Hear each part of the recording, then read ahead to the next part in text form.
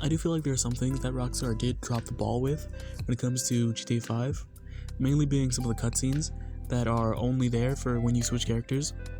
Me personally, I spent the majority of the game fucking around with Trevor, just doing random shit, and Michael, and so I didn't really get to see a lot of switches with Franklin, and that really sucks when most of his arc is with the cutscenes that if you missed, you just won't see.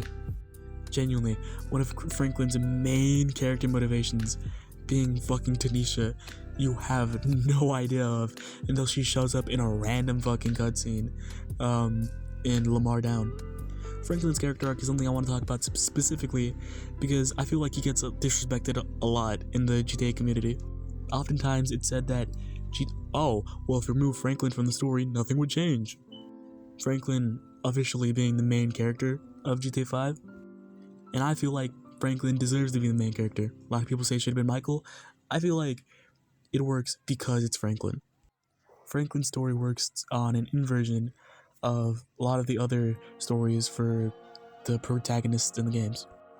A character like CJ's story, who also lives in Los Santos, his story arc was about growing up in the projects, growing up in the hood, and rising above that, making money, and becoming one of the richest people in all of Los Angeles, and depending on how you play the game, owning all the gang territory.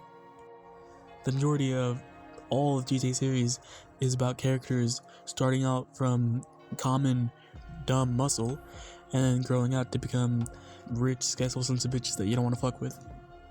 Common start out to a mission being, specifically in GTA 3, somebody tells you to do something and then you do it. Simple, understandable missions, and a kinda iffy story.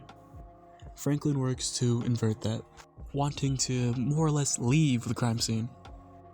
Even saying a line that kind of pokes fun to the previous protagonists and their plots, stating that he feels people tell him to do things, he does it, and then nothing really changes. Franklin's stories work because he becomes rich in the middle of the game. He robs a jewelry store, then does a mission for Lester, assassinates somebody, and then gains a mansion up in the Vinewood Hills. It's meant to be abrupt. A lot of GTA 5 story is about questioning what happens after you rob the bank, after you won it all, wondering what you do in those more quieter moments, once you've finally left life. A lot of Franklin's story in the early game is defined by the song that they used to introduce him in his own trailer, way back in, 2013, 2012? You ain't gotta like it, but the hood